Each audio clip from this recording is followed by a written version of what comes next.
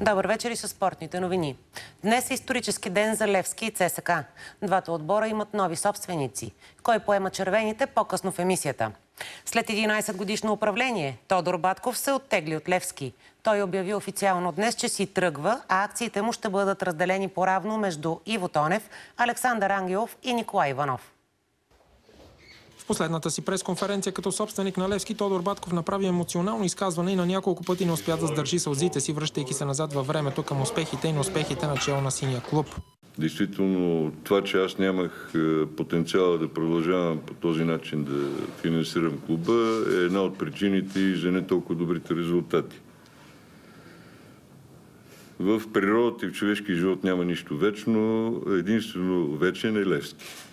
Относно оттеглянето си, Батков заяви: реших да прехвърля притежаването от мен към момента 29 милиона 871 хиляди 244 акции в равно съотношение на трима души.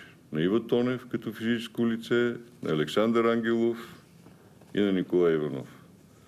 Един от тримата основни акционери, Иво Тонев, пък заяви, че Левски ще се управлява от управителния съвет и няма да има вече един мажоритарен собственик.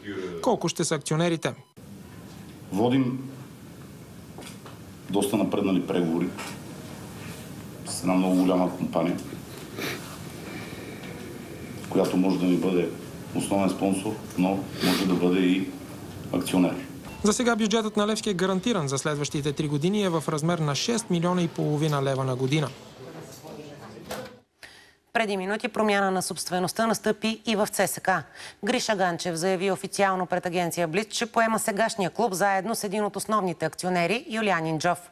Двамата ще финансират ПФК ЦСКА АД, което няма да се слива с никого. Остава с дължимите 23 милиона лева, запазва всичките си титли и ще започне участието си в В група. Инджов потвърди тази новина специално за BTV. Сега се прехвърляме към стадион Локомотив в Надежда, където се намира колегата Димитър Тасев. Добър вечер, Митко. Добър вечер, Тони. До преди 30 минути тук беше изключително емоционално. Няколко седмици след като Локомотив завърши на 3-то място в първенството на А-група, червено-черните получиха бронзовите си медали. На награждаването тази вечер обаче никой не се радваше. Преобладаваха сълзите от тъга. Вместо да използват правото си да участват в евротурнирите, железничарите са пред угрозата да спрат да съществуват. Изключително емоционална вечер в квартал Надежда. Големи мъже и истински футболисти плакаха, защото един отбор може да загине. Какво е бъдещето на Локомотив София? Ще си играли на този стадион отново професионален футбол с червено-черната фанелка? Никой не знае. Емоционалните изказвания на Георги Марков и другия директор Кристиан Добрев очаквайте в късната ни емисия. Унисон с настроението в отбора заваля и дъжд на стадион Надежда. Тони, от най-тъжния стадион в момента, отново към теб. Благодаря. Димитър Тасев, пряко от награждаването на Локомотив София по случай 3-то място в първенството.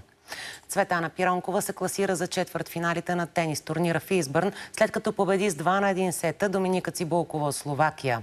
Продължаваме с новините от Баку. Мъжкият ни национален отбор по волейбол се класира за полуфиналите на европейските игри в Баку след победа с 3-1 гейма над Турция. България загуби първата част 26-24, но тимът ни бързо се мобилизира и изравни, след като взе втората на 19. Волейболистите ни спечелиха третия гейм на 17 и затвориха мача в четвъртия с 25-20. Следващият съперник на тима на Николай Желязков е Полша.